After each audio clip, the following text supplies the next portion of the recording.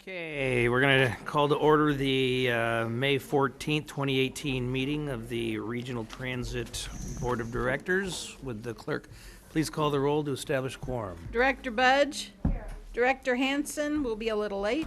Director Harris. Here. Director Hume. Here. Director Jennings. Here. Director Miller. Here. Director Morin. Here. Director Natoli. Here. Director Chenier. Director Cerna. Here. Chair Kennedy. Here. With that, we have a quorum at 100 votes. This meeting of the Sacramento Regional Transit District will be cablecast without interruption on Metro Cable 14, the local government affairs channel.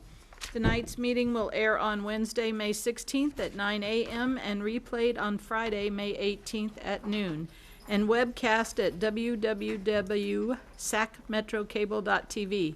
It is also closed caption. Members of the audience wishing to address the board should fill out a speaker card located at the rear of the room and provide it to me or Adam. Please speak into the microphone and state your name for the record. We would appreciate everyone turning off their cell phones. Thank you. And noting the arrival of Director Chenier. Thank you very much. Would you please join me in the Pledge of Allegiance? I pledge allegiance to the flag of the United States of America and to the republic for which it stands, one nation, under God, indivisible, with liberty and justice for all.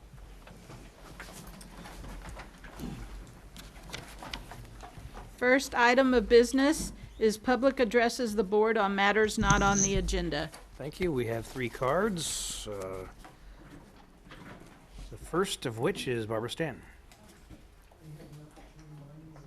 We will have 4 cards when Arthur turns his in. Thank you.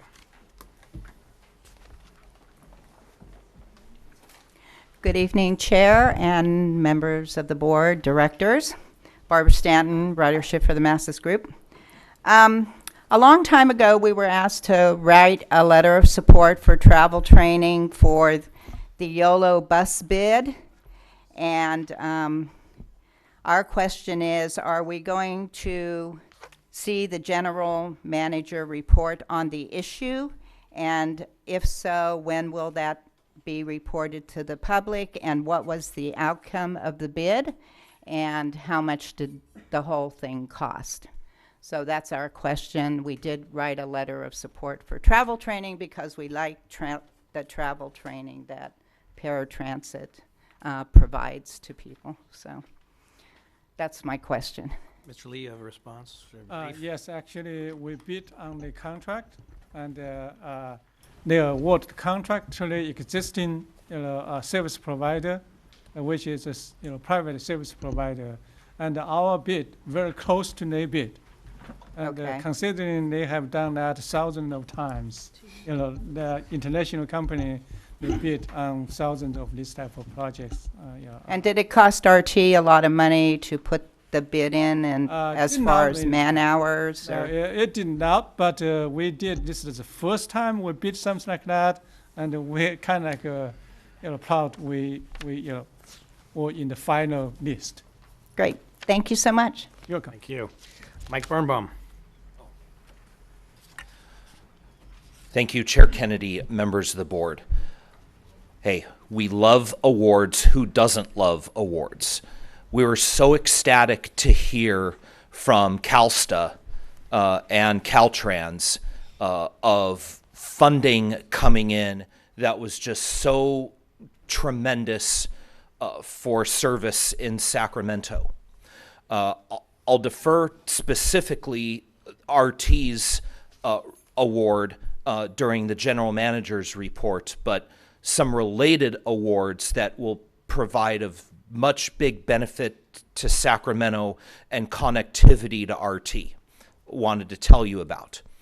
In case you haven't heard and the public hasn't heard yet, the Valley Rail Project was one of the award recipients from CalSTA, which will be a benefit directly to Altamont Corridor Express and the San Joaquin Joint Powers Authority.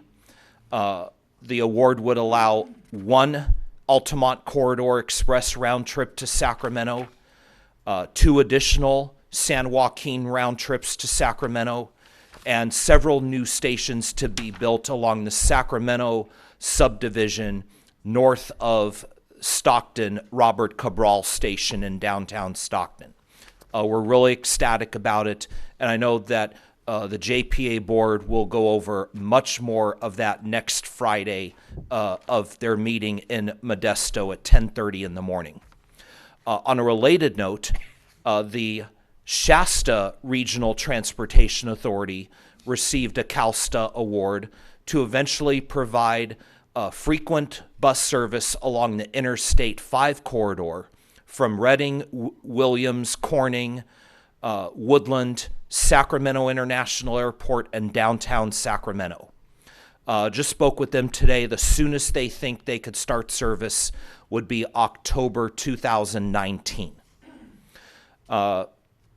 FAST, Fairfield and Sassoon Transit, was an award recipient. They're looking to combine 3 bus routes into 1 route, which would operate from Sacramento, Davis, Vacaville, Dixon, and Fairfield all the way to the Pleasant Hill Contra Costa BART station. They're looking to start that service this July. That's so exciting.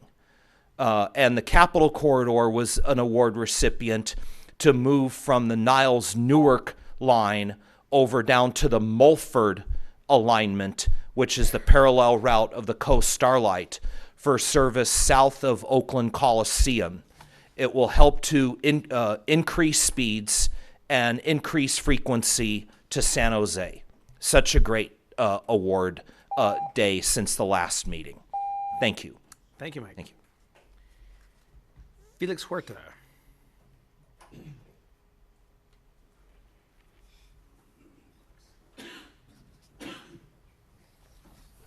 Good afternoon, Chair. My name is Felix Mario Huerta Jr. I am the representative for Operating Engineers Local Union Number 3, AFL-CIO. On May 3rd, I submitted a petition to represent 66 employees that work here at Regional Transit. They are management and professional employee group. It is not the management and confidential group. The management and confidential group contains Mr. Henry Lee, whom I would not want to represent since he's management. It contains the Labor Relations Director. I also would not want to represent him since he's confidential and needs to be maintained separately. I would not want to represent General Counsel. So there are 16 positions that I did not request to negotiate and represent. Thanks. Of that 66 employees, a supermajority of the employees have filed a petition. We have submitted that petition to Regional Transit and to the State Mediation and Conciliation Services for processing. The PUC rules that govern unionization says very clearly that public employees have the legal right to organize, including management, confidential, and professional employees. And I would hope that Mr. Lee would allow them to unionize without fear of reprisal, intimidation, threats. It's my understanding that your Labor Relations Director has sought to try to figure out who the organizers of this campaign are. I'm here to tell you if he touches one hair on that person's head, we're going to have a problem. They have the right to organize. They have the right to organize without fear of retaliation, without interrogation, and that's what he's been trying to do. So I'm here to tell you, let the process go forward. I've asked state mediation to process this petition. The local rules clearly say, and these are your local rules, a statement that the employee organization has in its possession proof of employee support as herein defined to establish that a majority of the employees in the unit claim to be appropriate have designated the employee organization to represent them in their employment relations with the district. Such written proof will be submitted for confirmation to the labor relations officer or to a mutually agreeable third party. And that third party is State Mediation and Conciliation Services. The law that gave you the right to exist, the PUC, clearly states, if there is a question whether a labor organization represents a majority of the employees or whether the proposed unit is or is not an appropriate unit, such matter shall be submitted to State Mediation and Conciliation Services for disposition. I ask that you instruct your general manager and your labor relations manager to let that process go forward. Thank you very much. Thank you. Any questions? Brenda Anderson. Somebody give Brenda a microphone. Thank you. Hi, thank you. I'm going to narrow it down today. I can always write a letter. My question is the transfer of authority from board to CEO, general manager.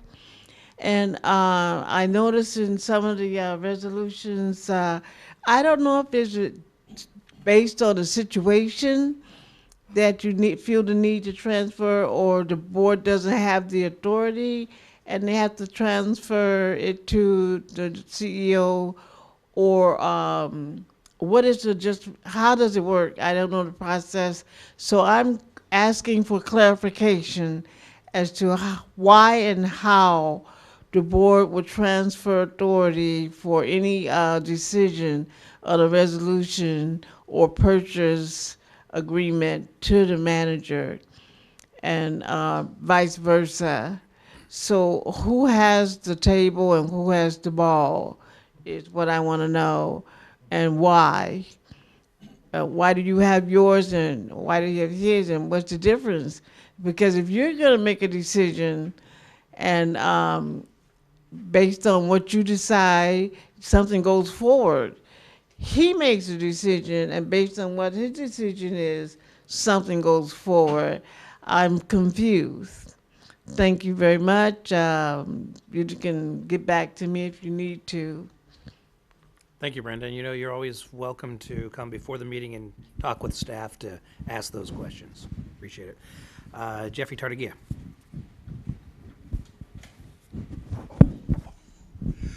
Thank you. Well, since Steve Henson is not here today, Let's pick on him. I will remind this board that there is a streetcar meeting this week. There is also a SACOG, should we say, what is it called? Coordinating Transit on Wednesday. And then there is a SACOG Board of Directors meeting on Thursday. Now, I believe Saturday, there was a arena event that was Healthy Kids. Phil Cerna was there. I never saw the virtual pop-up for RT that was supposed to be there from 10 to 3. I do not know what happened. I alert you to that. The other thing, Patrick Kennedy, please reveal as a conflict of interest. You are the chairman of this board, and you are approving microtransit. You are also the chairman of the Sacramento Transit Authority. I am not, Jeffrey. I am not. Oh, you're no longer Sacramento Transit I haven't been Authority. for many months. Ah, good. Well, anyway, so I'm glad there's no conflict of interest in voting on the, what I thought was only $8 million, and I see $12 million here. I wonder where those funds came from. But anyway, as my time is getting halfway there, I thank you for getting some of the display boards up, particularly at the Sac Valley Station. They've been down for more than a week. I do not know whether the 29th Street one has been corrected. I do not know whether the Broadway one has been corrected. I'm glad to see that Friday somebody is checking that the Sac Valley Connect card is functioning, because I've had 3 Fridays and I've had more than 51 buses where the Connect card does not function and work. I do not know how many other places the Connect card is not functioning. I hear it's partly a computer glitch in timing and some other things of operators not knowing the proper way to start a, should we say, Connect card system up so it will say out of service rather than cow calling through. And listening to the conversation of calling in to what you have to do to reset it is rather fascinating to get the Connect card properly to work. Other issues I will bring up is I believe Mr. Walker presented you guys with many tools. I hope you listened to them at the, should we say, backup meeting, because to get, you know, the objectives really, what does RT need to know? I think you guys really need to know who your riders are to know how in the world you increase ridership. And I will still go back and say, having only several people for Connect Card and for also to get the answering responses, because I've been on the 51 3 times where it's been 15 minutes before I go to it's a recording. All right, thank you, Jeffrey, and I encourage you to meet with Director Harris, who is the chair of STA. So, Arthur Ketterling. I don't think Jeff appreciated that. Thank you. I'm Arthur Ketterling, and I was just wanting to find out if Mr. Lee can answer it probably quicker. I was looking at the STA meeting. I believe it was about the end of March or the beginning of April that you've mentioned that they were going to be going to Folsom later, and is that still scheduled? Yes. It is still scheduled. Yes, it's June 17th. Yes. Someone asked me, and I told them as far as I knew that it was scheduled yet, and I was wondering on that. Thank you. Thank you, Arthur. That is all of the cards we have. If there's no other member of the public that would like to address the board, then we'll go to the next item.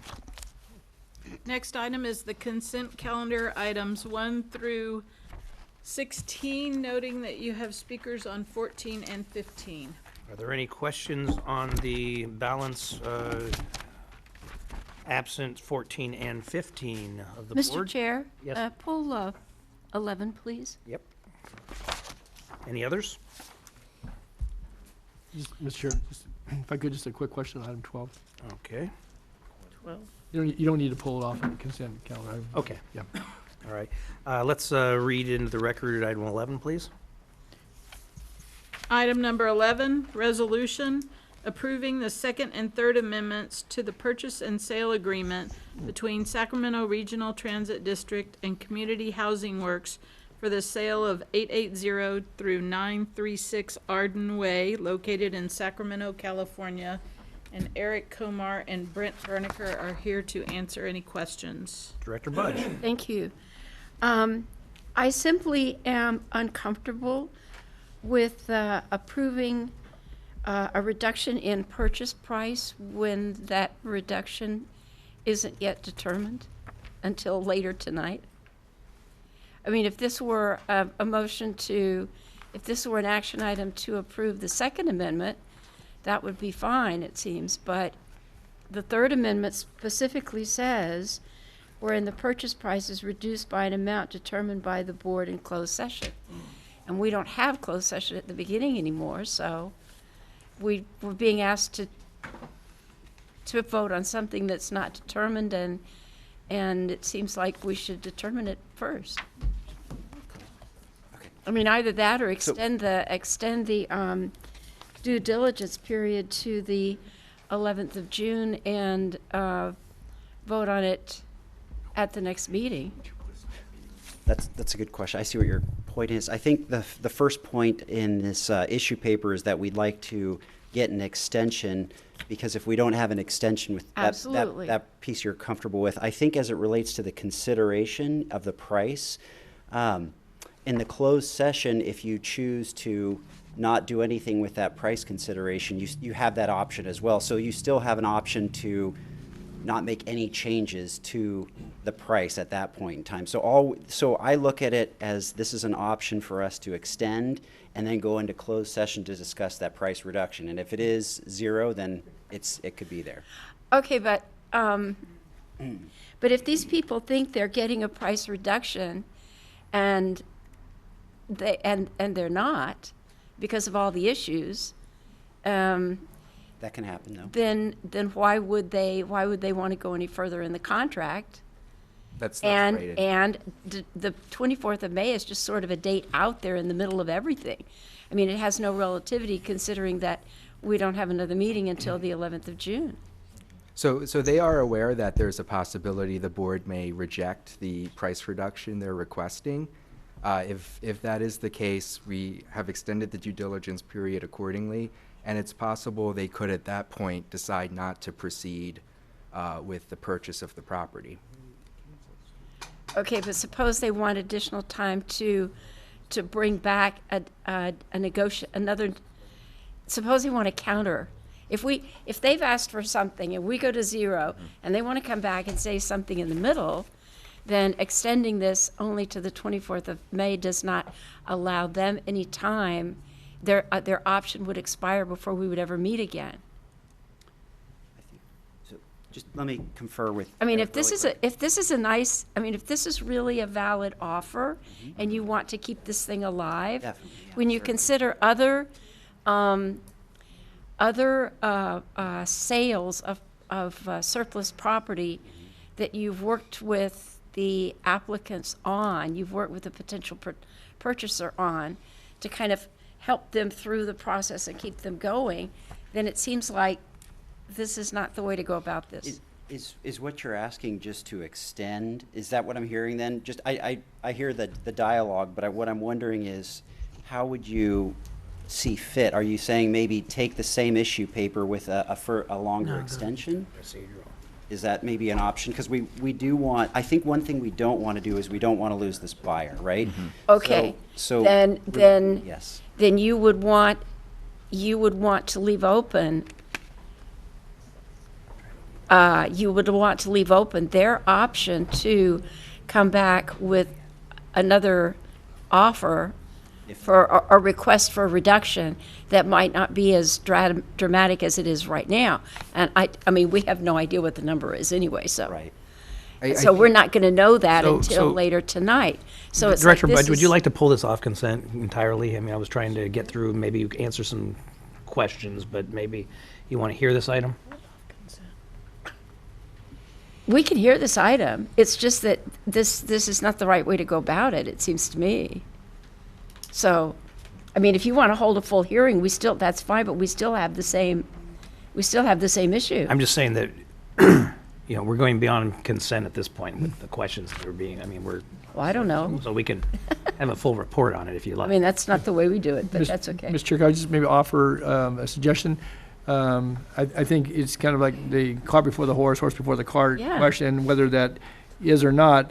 I imagine this would be a fairly brief closed session. Could we, you know, at appropriate time, go up and take care of this in a closed session, come back down and have the item for our consideration? That would work perfectly fine for me, Mr. Natoli. Okay. I'd support that. Okay, That's good, too. thank you. Yeah. So we simply delay it to the end of the meeting? Yes, Do you want a motion on that? not at this point, because Director Natoli has a question on number 12.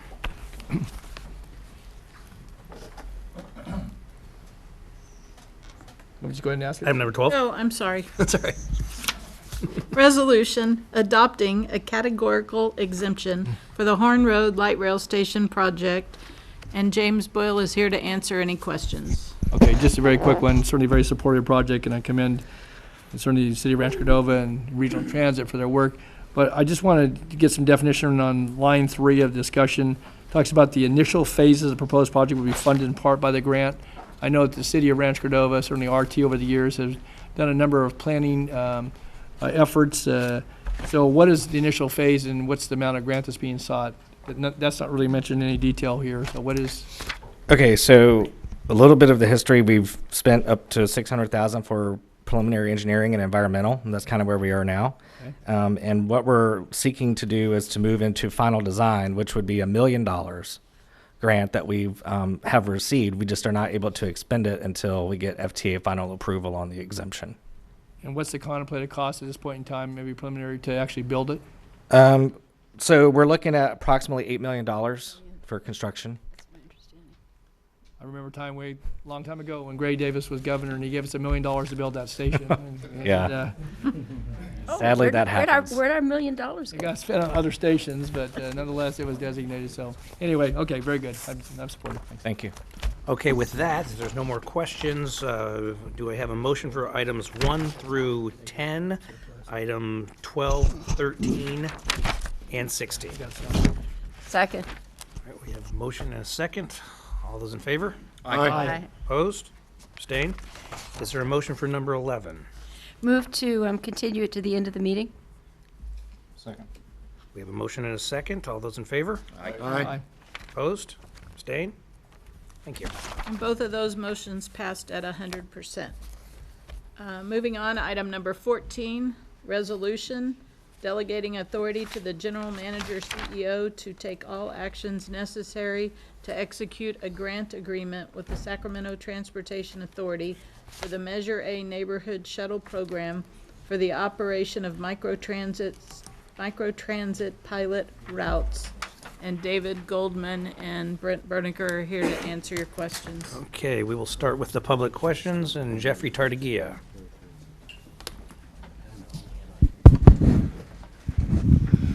Well, my public question is, from the downtown to each one, what is the purpose of the microtransit projects? You're right in the middle of where you suddenly discovered that using the, shall we say, Citrus Heights one showed you the potential of Walmart as something, as a big part of your bus route. What you've learned out of Antelope and what you've learned out of Orangevale, I still have not heard whether you've even gone to the Folsom Valley, shall we say, light rail station in using that. That hasn't been disclosed. For each one of these, it seems like it should be a purpose, and I notice all the areas that are not covered with the microtransit, and also within the regards with what you call social economic disadvantaged regions, also not being covered in those regards. And the state has just designated for the county and the city what are social economically, should we say, disadvantaged areas. And the purpose, is my understanding with the STA, was this was for neighborhoods of that. And it seems like RT has grabbed the $8 million, that $1 million being set aside for that particular Proposition A money, is now being utilized. So I don't believe you've answered the purpose. I don't believe, yet other agencies are very interested in this microtransit. And if you remember, Mr. Walker himself said that microtransit is not very efficient. Even when you've got on Citrus Heights 85 people, that only works out to what, 5 or 6 per hour for the hours and times that you're riding. So I'm wondering, what's your criteria for doing all this, other than it's really exciting to do and it may show you something for route optimization. But again, I don't know that Walker is even involved to see that this is a tool that would be efficient in utilization. As I was tempted to say before that I was blocked of, that you did not have for Walker the proper emphasis on what you should be doing and studying in regional transit to achieve better success, increase ridership. With his emphasis on ridership, as I've pointed out, and now, Steve, we get into that area of 51, is frequency is an issue, and you need to do something other than that to deal with the issue of capacity. That's my public comment relating to the now 0 to 10 microtransit. Thank you. Barbara Stanton.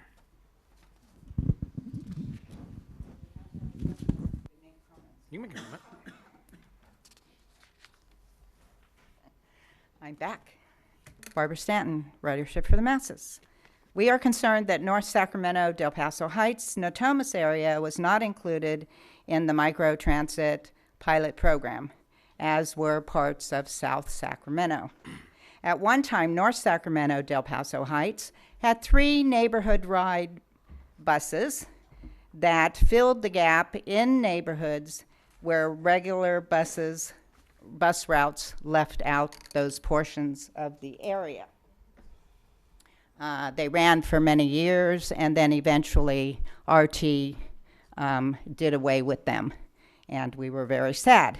So microtransit sounds a lot like what was, and that's the little history lesson. Again, we were wondering why North Sacramento, Del Paso Heights was totally left out of the mix, and Natomas. So we were there when Jarrett Walker said the same thing that Jeffrey said, that microtransit is not a good way to go, and we kind of are thinking, this is another neighborhood shuttle type thing that will be eventually gone by the wayside. So the bottom line to all this history is that other than the history comments, ridership for the masses concurs with the SAC True letter that was sent to you, I think, today. Thank you very much. Thank you, and I do believe that based upon the action taken by STA, that there is still a great amount of flexibility and nothing is set in stone, so it's a work in progress. Thank you. Any other questions, issues, comments on 14? Move approval. Second. We have a motion and a second. All those in favor? Aye. Opposed? Abstain? Motion carries at 100 votes. Item number 15, resolution temporarily modifying the fare structure as amended, including Resolution 1703-0027 and 1801-0008, to authorize a 2-month summer student pass valid for July and August 2018, and only available on Connect Card and Zip Pass. And Casey Courtwright and Brett Bernicker are also here to answer questions. Thank you. We have Sarah Kerber.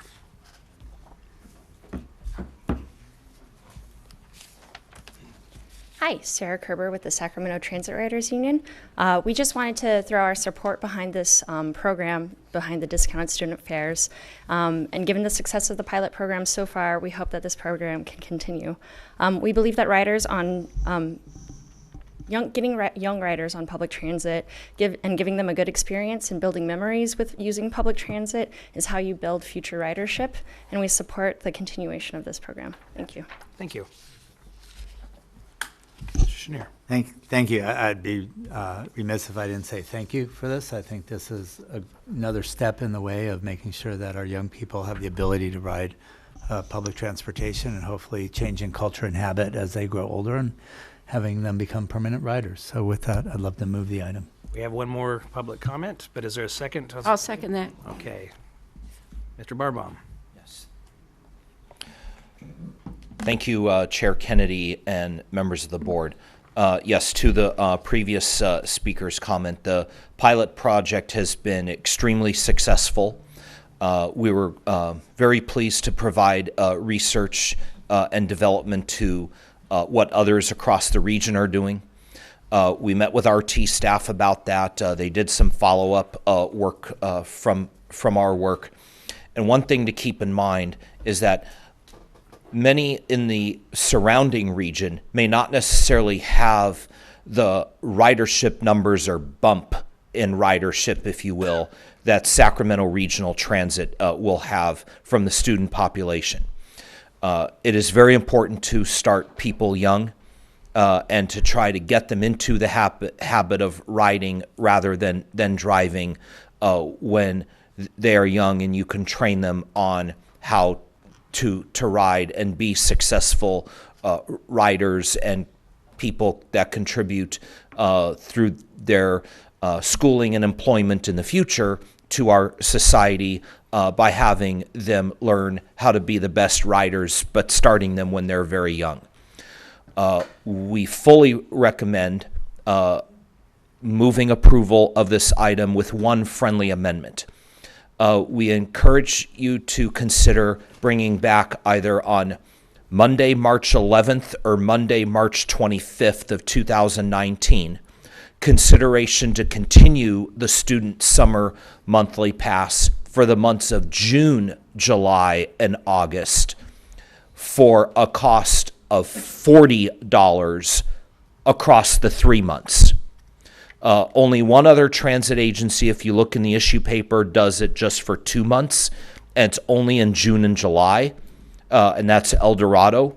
RT is going to be, for the first time, if you approve tonight's measure, only the second agency that does it for 2 months. But if you notice and look closely, the others in comparison are doing it for 3 months. And while we recognize that in the middle of May, it might be too late this time around, just saying, to do it for all 3 months, let's see what happens over the 2 months of July and August of 2018, and then come back again either on one of those 2 Mondays in March of 2019 for the $40 consideration for June, July, and August of 2019 and every year going forward based on how successful this is. So that's our only friendly amendment to the motion before you in the issue paper. And with that, with the friendly amendment, we move approval. Okay, thank you for that. Mr. Chair, so I have a question. Yes. Okay. So I do want to join Mr. Chenier in thanking staff for this because it really supports the automatic enrollment in the summer programs that Sac City Unified has instituted for this summer. But I do have a question, though, because I had just sort of assumed that this would run through the end of every district school year that's within RT. And since Sac City is not out until the middle of June, does that mean that for the 2 weeks or so in June that the Sac City kids who've been riding the bus are left by the side of the road? So the $20 price that we currently offer for students is good through June 30th. Okay. So the $20 monthly So pass will there's exist in June. it's This is a seamless. July and August. Yes, It's correct. seamless. Great. Yes. Super. Thank you. Okay, thank you. And Mr. Barnbaum, I don't know that it's necessary for a friendly amendment. I think we can revisit it when the Yeah, time comes. just with relative, in relation to Mr. Birnbaum's motion. Yes. I think what we can do, and thanks, Mike, for doing that. What I think we can do is just provide direction. I'm sure we're going to do this anyway, is following the program, we'll look at an evaluation of the program, and we can make some decisions at that point, which gives us plenty of time before next summer. Right.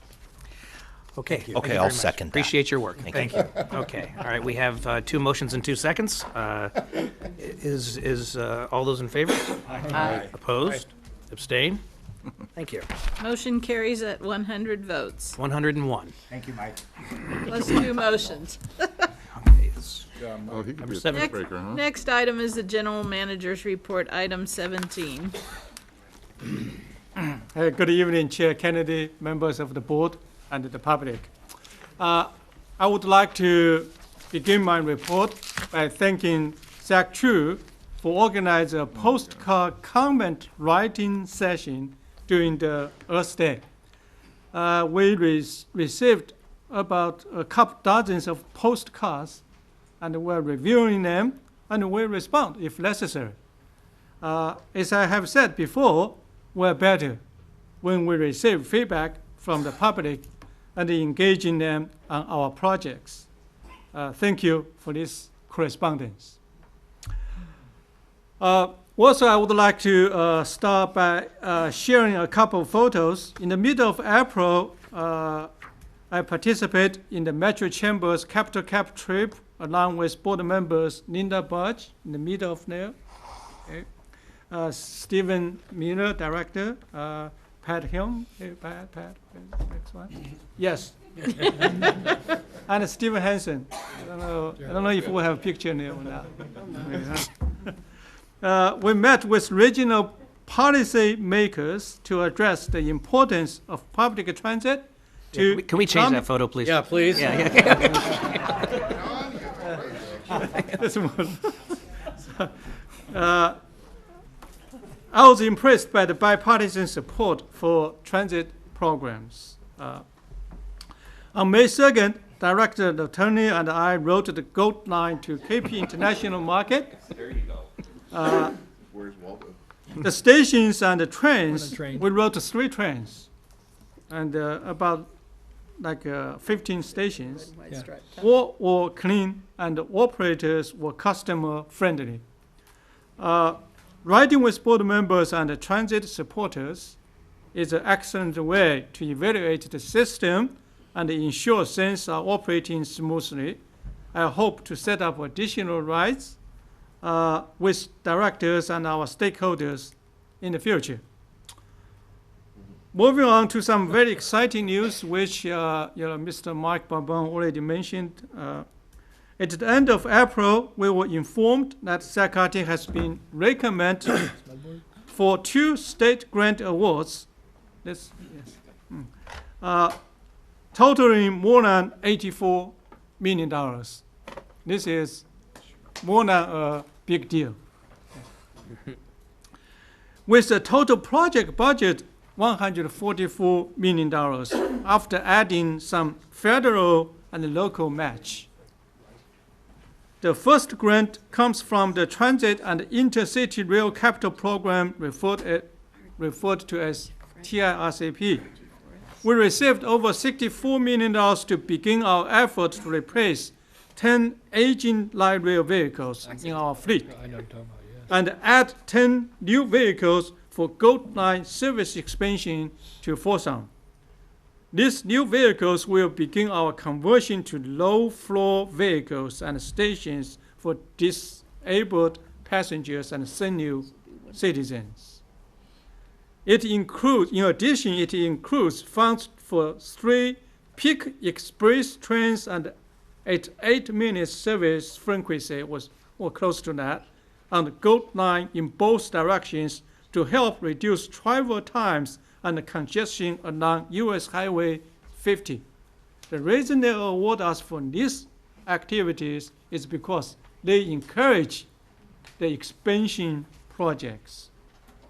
And we ask for $400 million, but $300 million we want from the state and $100 million for the local and the federal match. But eventually they give us $84 million. It's a little bit less than 1/3, but we're very happy with that. Compared to other regions, we got way more than what our share. The TIRCP grant is coupled with Solutions for Congested Corridor Program recommend award of more than $20 million. SACRT teamed up with Caltrans to put together a comprehensive mobility solution for the US 50 corridor. Our award will fund infrastructure track improvements, so-called double tracking, to the Gold Line. This enhancement will allow for us to operate 15 minutes or better service frequency from Sunrise to Folsom, which will dramatically improve the riding experience and the convenience of customers living in the eastern part of the region. Adding on this wonderful news, this morning, SACRT received another award from Caltrans, which is a $300,000 planning grant for sustainable communities, high-capacity bus corridor study for the capital region. We will review the award from TIRCP this year, last month. There were dozens of BRT, bus rapid transit-related projects, which we did not have money in the past to study. Now we get this money, we're going to start very, very hard and quickly. So we have we have information, and we are well prepared for the next round BRT-related projects. In further news regarding the Gold Line, I would like to inform everyone about SACRT's latest service expansion effort. On June 17th, we will formally launch extended hours on Gold Line service to historical Folsom to Midnight. Currently, the last weekday train to Folsom departs downtown Sacramento at 6:19 p.m. That's the last train. This change will help many commuters who currently do not take transit for fear of being stranded without a return trip. Working with the Folsom business community and many other partners, we have scheduled a community event to celebrate the extended service on Thursday, June 14th at 5 p.m. in the historical Folsom station. We will be back in touch with further details regarding the celebration, but we invite all of you guys to attend this event. Lastly, I want to draw attention to an item the board approved just a few minutes ago about microtransit. talk about microtransit, I just want to add, one comment on some of, our public mention why we have a program in downtown and midtown. We proposed 10, and we're going to add one or more. But if you look at 10 projects, majority of the projects are in the suburban areas. And also downtown, midtown Sacramento, city of Sacramento, actually, based on the census, 20% are disadvantaged communities within downtown.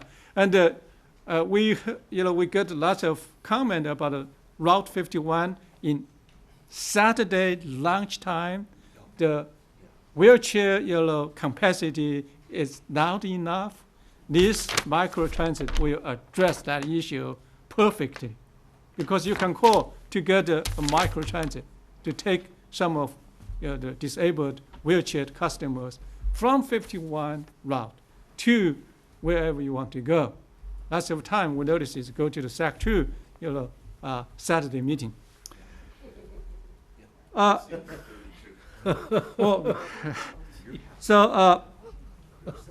Last Thursday, May 10th, the Sacramento Transportation Authority voted, chaired by Councilmember Harris, again, voted to award $12 million to SAC-RT with the Neighborhood Shuttle Program. The funds will allow us to expand our widely successful Smart Ride on-demand microtransit service in 10 additional communities throughout the region. And after that meeting, staff, by working with STA staff, we added a 11th project in the northern area of Sacramento, near the El Paso, those areas. We are working with the community leaders in that area to say how we're going to draw the boundary for the microtransit. SAC-RT is committed to improving the passenger experience and providing the customer convenience in order to attract new riders. We believe our microtransit service strikes that tone and balance. And the feedback regarding the program already implemented in Central Heights, Antelope, and Orangeville has been tremendously successful. So give us a little bit of time. Let's say how we can make this better, make this more efficient and effective. Then we will talk. So next, Mark Lonergan will give board and public a very brief update regarding the status of implementing strategies to address the capacity issues on Route 51 and 82. So Chair Kennedy and members of the board, excuse me, there is a brief write-up in the General Manager's report concerning this item, but we've taken some time to do a little bit more analysis using data from our automatic passenger counts, about 10 months worth, as well as our transportation logs regarding wheelchair pass-ups and passenger complaints. What we found is that ridership overall was consistently within the seated capacity of the bus. We didn't have any instances, or we had few instances, where we were above the seated capacity of the bus. But the real issue is the capacity specific to our passengers that ride using wheelchairs. Each bus has the capacity only for 2 wheelchairs at a time. And so we do occasionally have pass-ups as a consequence of that. RT's Director of Accessible Services, Janice Labrado, spent some time reviewing wheelchair pass-ups and found that overall our rate was very low, about 1% of our total ridership system-wide. And further, the pass-ups that did occur were related mostly, way over half of the pass-ups were related to the mix of ambulatory riders that have disabilities in the area that we use for securing wheelchairs. So we have an area in the buses that's generally reserved for people with disabilities, and sometimes we have people that are ambulatory and can move but are in that area and blocking the wheelchair securement. So as a short-term measure, we will be re-instructing, and this is an instruction our operators have already, to ask people to move, if they can, further back into the bus, into a seated area, and allow us to free up the securement area. That's an imperfect solution. Sometimes people refuse to move. We have really no ability to delay the schedule in those situations, but we can certainly be a bit more aggressive. In our newer fleet, about half our fleet, our Gilligs, we've actually tried to separate the areas a bit. So the wheelchair securement area, we've tried to make just for wheelchairs, and then we've taken the next row back, designated for other folks with disabilities. That hasn't helped a lot, but we're trying to move in that direction. So that's what we've done with that. The typical way of addressing this, as I mentioned in the GM's write-up, is to increase service frequency overall, and of course that's the ultimate solution. It's not one right now that we can, we have the funding to support. Certainly we'll be looking at how we do this in the route optimization study, and as Mr. Lee mentioned, some of our microtransit services that we'll be rolling out over the next few months may help alleviate some of this problem as well. Thank you. Any questions? Is that it? Yes. Okay. Thank you, Mr. Lee. We do have 3 cards. Jeffrey Tartagia.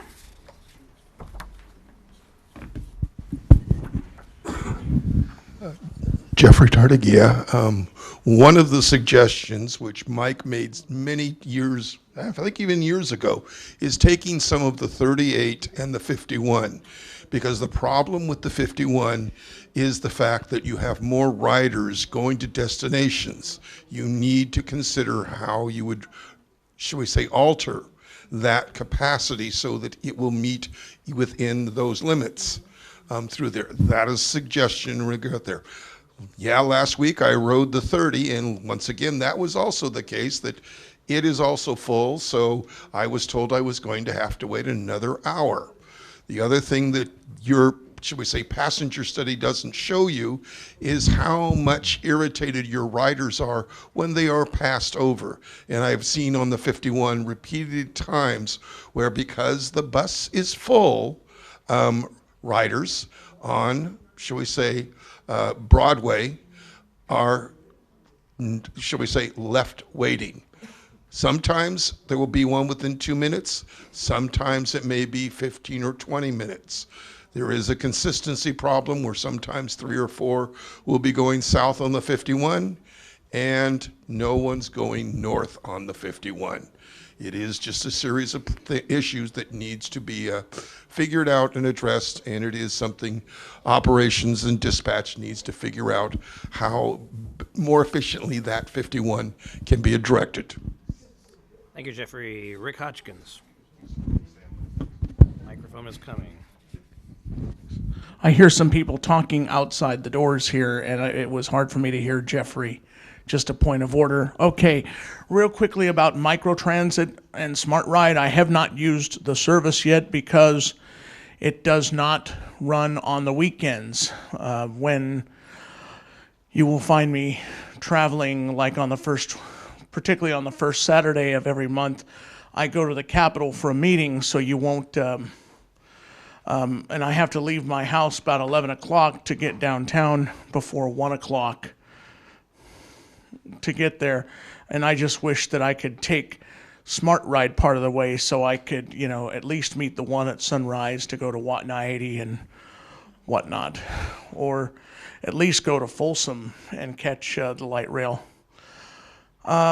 With regards to what Mark said about the 51 and 82, what I've done is I am okay not having, even though I'm disabled myself, I am ambulatory. As long as I sit across from the back, if I have to move to the back, as long as I sit directly across from the back door of the bus, I'm okay. The reason why I need to sit near one of the doors, particularly either right next to or across from the door, in the case of the back, the middle of the bus, is because I move very slowly because I use a cane, and so if I'm nearest to the door, I'm able to get off the bus pretty fast when my stop comes. With regards to the rewards that we got, I am very excited. I've heard about it on Facebook. I am very excited. But by the same token, I'd like to shift gears just for the last part of my speech here and let everybody know those here with me and those that are watching online tonight, as well as those who will be watching on Channel 14, that there is an effort to repeal SB 1. I don't know about any of you guys up on the board or what party affiliation you're with, but that I am very alarmed that the Republican Party statewide has launched an effort to repeal SB 1.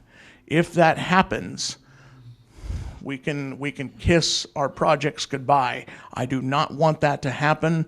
So everyone in this room, if you support transit, we need to join the STA and SACTRU and everyone and fight against the appeal. Thank you. Thank you. Mike Barnbaum. Yes, thank you, Chair Kennedy. To the last point made by the previous speaker, we have joined a coalition with our legislative advocates at the California Transit Association to go on record favoring Proposition 69 on the June ballot and making a concerted effort to oppose any effort to repeal SB 1 in whole or in part. What effort is going on to repeal it is disgusting, and we've joined with our legislative advocates on that and are looking to attend a reception that they're putting on May 22nd, starting at 5 o'clock on J Street, the kickoff to their legislative conference this year in Sacramento. That's next week. In regards to Route 51 and 82, those are very high ridership routes. Fully understand that, and that there isn't any funding at the moment, perhaps to have more frequent service. But Henry made a very good point about the $300,000 planning grant that was just learned about today. Whether that can go to improving frequency and or bus rapid transit, say on a major region-wide corridor like Santucci Boulevard, Watt Avenue, South Watt Avenue, Elk Grove, Florin Road, would be of benefit to the region. We heard from STA, clarification, Solano Transportation Authority, Executive Director Daryl Halls, last month that there's a regional measure called Regional Measure 3 in the Bay Area. Through research and interviewing him, we found it only is needing 50% of the population of the 9 Bay Area counties to pass this June. And if it does, it would improve the FAST service that we mentioned that's getting a CalSTA grant through TIRCP. And we thought maybe a regional measure in the SACOG region might be something you'd want to explore to see based on what RM3 does in the Bay Area this year, maybe to put a regional measure on the ballot in 2020. Thank you. Thank you. Mr. Chair? Yes. Is it the last of our speakers on that? Yes, it is.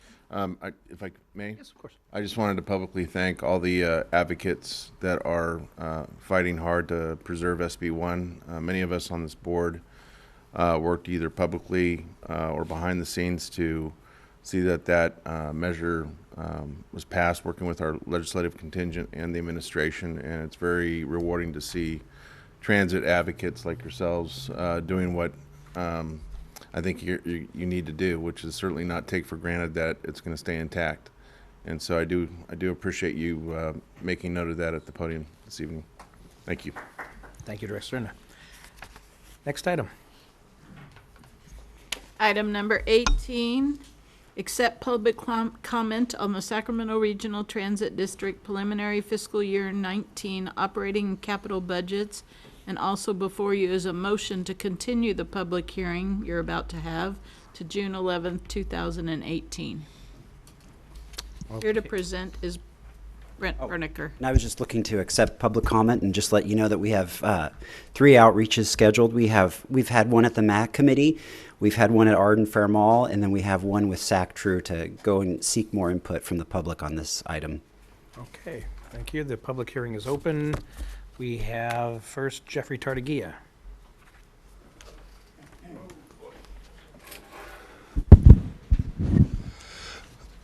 Well, as having read through the preliminaries in a large format, thank you. I see $7.5 million is dealing with the SAC, shall we say, Connect card. I wonder where the $3 million that was borrowed from SACOG is in there. I raised the question at the MAC meeting in regards to the factor of you have 0 on your pie charts if you look at your preliminary budget on there, and you have no numbers. Today I went through a legislative hearing that used some charts, and they not only offer percentage, they also told me what the numbers were that went with the percentage. And that's something I do not see in this preliminary budget. And as I have suggested last year, the Paratransit Board embarked on a new method, removing a lot of your pie charts so that you had a better explanation of what things went where and how and to what effect through there. Because right now, there is a number of things that I would really like. Example I will use to you, you're doing a study project right now for that years ago had 6 million. My understanding was this year you had 1 million student riders. You said that it was going to cost you $100,000 in revenue. It's cost you already more than that. And the question mark is if by word of mouth it gets out and you return to, let's say, $3 million or 3 million riders, how much revenue from the $60 was before to the $20? It seemed to me on that one, it would have been a smarter idea that your, should we say, student pass would have been at $25 because based upon, should we say, of 20 days of ridership at the 135, you know, that seems like a more equitable return versus what you were getting for $20 to get you started out. These things are not, when you do these type of projects, in anywhere shown or demonstrated for, you know, your present budget. I do not know where the I-80 elevator in establishment is in there. I know that you in years past spent a bunch of money for a consultant to deal with when you were projecting replacing this at Roseville Road. So there should be somewhere item that are broken out an expense showing that. But now for the I-80 elevator that has been so long not repaired, these are just things that I see that I don't see in your preliminary budget in what you're explaining to what's going on, much less capital. Thank you. Mike Barnbaum. Yes, thank you, Chair Kennedy and members of the board. On the potential RT budget for the 18-19 fiscal year. Again, it was presented at the last board meeting on a PowerPoint with slides from staff. And staff did an excellent job in reporting the financials and what the budget outlook looks for the upcoming fiscal year. At the time, though, as you're aware, that meeting was in early April, and it was in late April where the TIRCP recommendations were handed out by CalSTA with the formal vote coming back this Wednesday, I believe, according to SACOG Executive Director James Corliss. They're going to have a staff contingent in San Diego up through Wednesday and report back at their board meeting on Thursday morning back at SACOG. And then what you learned this morning about the $300,000 planning grant. You know, one of the things we hear from people is we'd like to see more service, more frequency, and especially on high capacity routes. One idea we've been noticing the ridership that loves the new Morning Express. Today is the 6th day of that service, and it's been on time or early every day, monitoring it through the Amtrak app to check how the train arrival is doing. Sacramento Valley Station is just going to be a location of increased rail ridership, particularly for the San Joaquins, and the Capital Corridor has shown months of ridership increases on it as well. We would like to see if, when it comes to connectivity, Route 30 right now is the only bus route that RT provides at a 15-minute frequency, and it's an east-west corridor. In the previous item, and this kind of ties in with that in the budget, perhaps it might be needing to be looked at, taking a second look perhaps at Route 51 to serve the Sacramento Valley Station, improve the frequency of Route 30 to every 10 minutes, Route 51 to every 10 minutes, of which a regional transit bus is leaving the station every 5 minutes, capturing riders off of the 2 state corridors coming in. Now might be the budget to invest in this with the new money coming in that wasn't realized a month ago. Thank you. Thank you, Mike. Rick Hodgkins.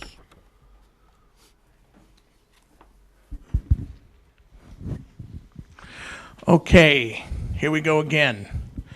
I have 2 recommendations on how we could further save money in the budget. My first recommendation, and I've said this year after year, and I know it sounds like a broken record, but if we have people that just drive to the light rail station and park their car there at a park and ride lot, I don't know how much we currently charge, but let's raise that price. I don't know if there's a cap or what, but when it comes to things like parking fees at light rail stations or vehicle license fees or gas taxes, as with SB1, it's time for people that can drive to help those that are not supposed to drive, preferably due to a disability and or whatever other reason they can't drive. Second would be to perhaps bring paratransit in-house, and I'm not the first one to say this. I heard another person, I think at the very last board meeting back in March when I was last here, mention this. Or no, it was February. I was last here. Heard someone else mention this.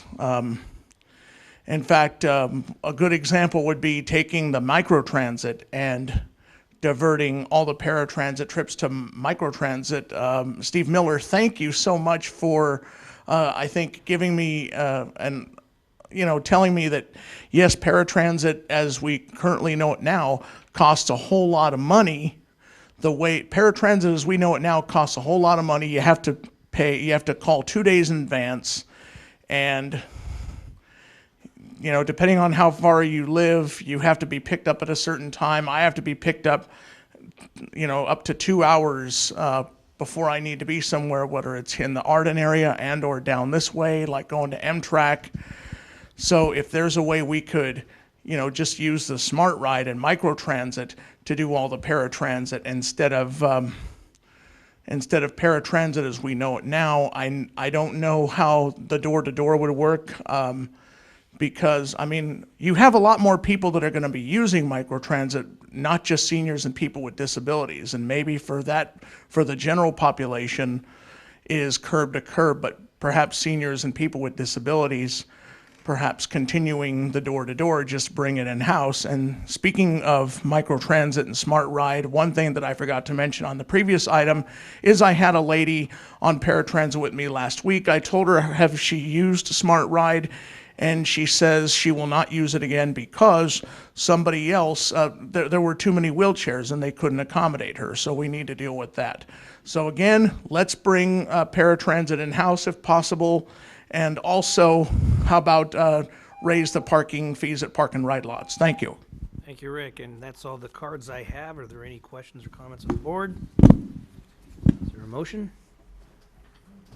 So moved. Second. Moved by Vice Chair Hansen, second by Director Moran. All those in favor? Aye. Opposed? Abstain? Motion carries at 100 votes. Next item, item number 19, resolution approving the amended and restated 1985 light rail system operations and maintenance agreement between the City of Sacramento and the Sacramento Regional Transit District. Introduced, presenting Neil Nance. Thank you. Chair Kennedy, members of the board, the City of Sacramento and SACRT entered into the original light rail system operations and maintenance agreement a little over 33 years ago. The agreement provided SACRT with an encroachment permit to operate the light rail system within city right-of-way. The original agreement was approved during a time in which the city had concerns regarding the operations and maintenance of the light rail system. For the most part, the city and SACRT partnered through discrepancies. However, there were a handful of items that SACRT believed were not resolved in a balanced way. This revised agreement incorporates the lessons learned and the current processes we utilize today.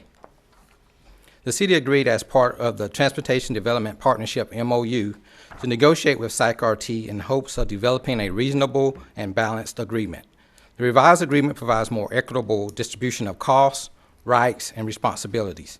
The issue paper outlines a couple of the more notable revisions, such as each party will bear all costs associated with their respective capital improvement projects. The scope of this agreement will automatically expand to include future SACRT major extensions of the light rail system.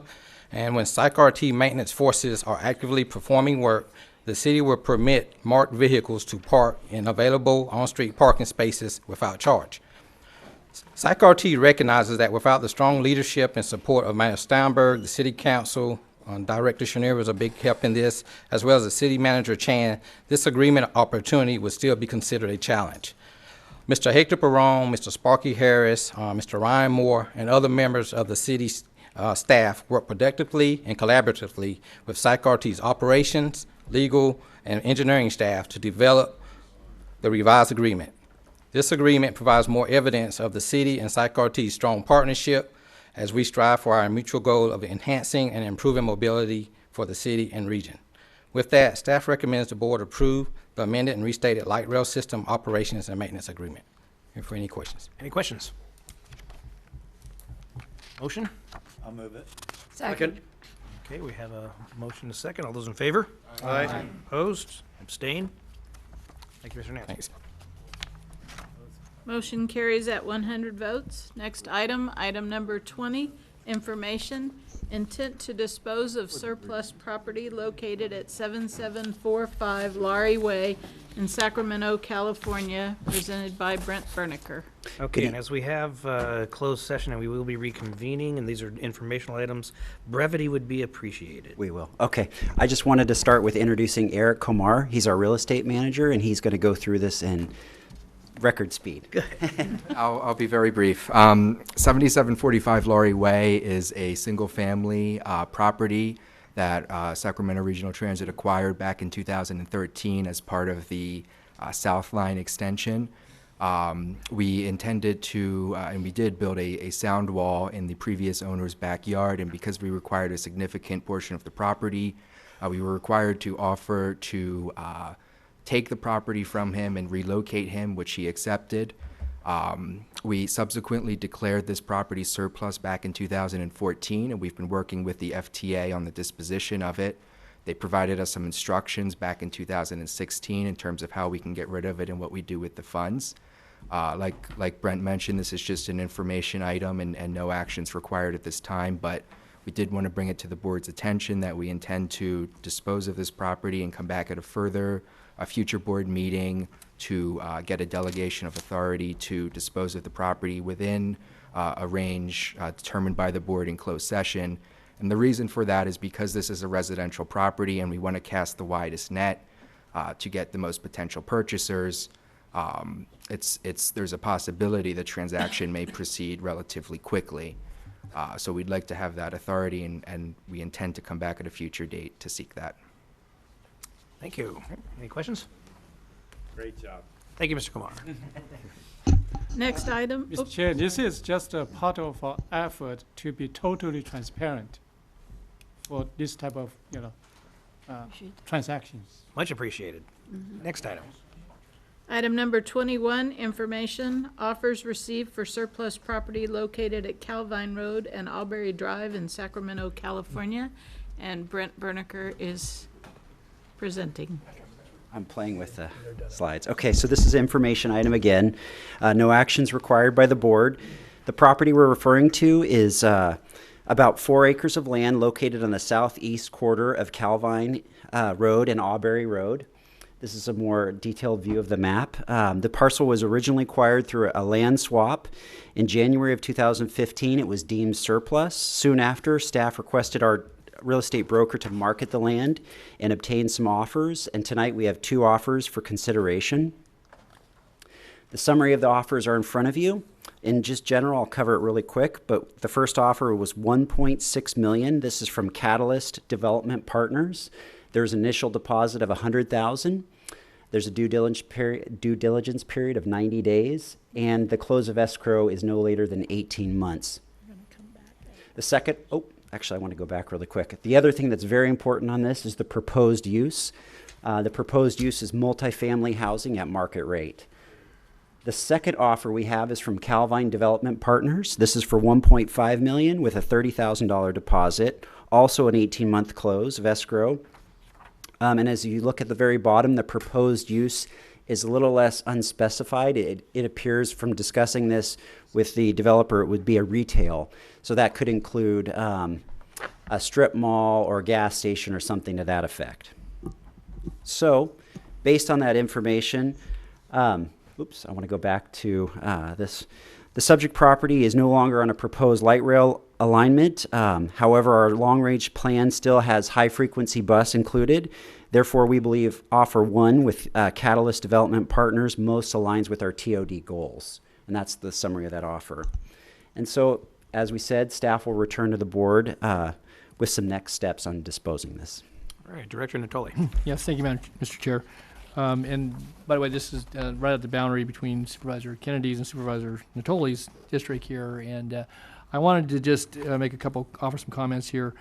One, I do believe we have an easement, if not ownership of property that lies to the east along the Calvine corridor, which was going to be to accommodate the light rail line at one time. There's a wide right-of-way there. I don't know. Feet. Yeah, it's fairly wide. And whether we have easement over that, you're going to need to check. Okay. Because I know we've maintained a portion of that. You have post and cable along a portion that abuts Calvine Road to the south there. And if we can check that, because as we're looking at if you look to the east of the red there, to the right, all the way up to actually to about Short Road, where Short Road comes in at a T intersection there. Okay. And I guess my one concern I want to express is as we dispose of this property, if we still have a remnant piece, either easement and or fee title, I think providing for long-term maintenance of that piece of property, if we're not going to put rail in there, not going to use it for any other public purposes, as you all both know, Monterey Trails High School comes right up to the property there, and there's a drainage basin as well. And so I guess I'd like us to take a look at a little broader scope as we look at this real estate transaction, that if we're going to pull money out of this property, that we look at what any long-term maintenance responsibility would go with either an adjacent easement and or fee title for property to the east. Okay. Secondly, I would just say as you look at the multifamily development, market rate, the property right across the street is market rate. I know we worked very closely with a developer at the time, probably 12, 15 years ago now, on that project. As far as design, it's interface certainly with Calvine Road for livability. And those are planning items for the county, but nonetheless, as we look at disposing of this property, I want to be sure we touch on that. And lastly, I would ask that we reach out to Elk Grove Unified School District to be sure that they're, aware of what we're doing and whether they would have any use. They may not have looked at this as any for any public purpose. They have a pretty good size property there, but there might be some adjacent uses and or, again, I'd like to make sure we touch base with them as well. So. Okay. Great. Good, thanks. We'll follow up with that and That was bring going to be my question. Director Natoli, I did meet with the potential developer some time ago, and I believe they are in touch with Elk Grove. so, Are they? Okay. yeah. All right, good. Yeah, David, I don't know if they came and saw you. They didn't come to see me, so. Yeah. Good. I'm glad they came and saw you. That's good. But I would like to We'll make sure that report we- back on Yeah, that. don't leave some remnant piece there. We got to keep mowing that. We That's a either good point. plant it or do something with it, so. I appreciate that, yep. Well, the access to Monterey Trail. Okay, any other questions? Yeah, it is. They could easily go. All right, thank you very much. Next item, item 22 in your board packages is the Sacramento Placerville Transportation Quarter JPA written report. If Director Budge has anything further to add. I have nothing further to add unless Mr. Natoli has a comment. No. We're cool. Really good. Moving on, the announcement of closed sessions. Conference with real estate negotiator pursuant to Government Code Section 54956-8, property 880 to 936 Arden Way, Sacramento. Board will recess to closed session at this time and return for item number 11. Thank you. Yeah, Jeffrey? Oh, I didn't know that. Okay, we will reconvene and hear item number 11. Item number 11. I lost my agenda. Here it is. Item number 11 again, sorry. Let's hear it read into the record just because I want to hold you all here longer than you know. Item number 11, resolution approving the Second and Third Amendments to the purchase and sale agreement between Sacramento Regional Transit District and Community Housing Works for the sale of 880 to 936 Arden Way. Okay, any questions? Motion? Move approval of the item. We have a motion and a second. All those in favor? Aye. Opposed? Abstained? Motion carries at 100 votes. All right, with that, we have nothing else. What's that? We're adjourned. Oh, great. Okay.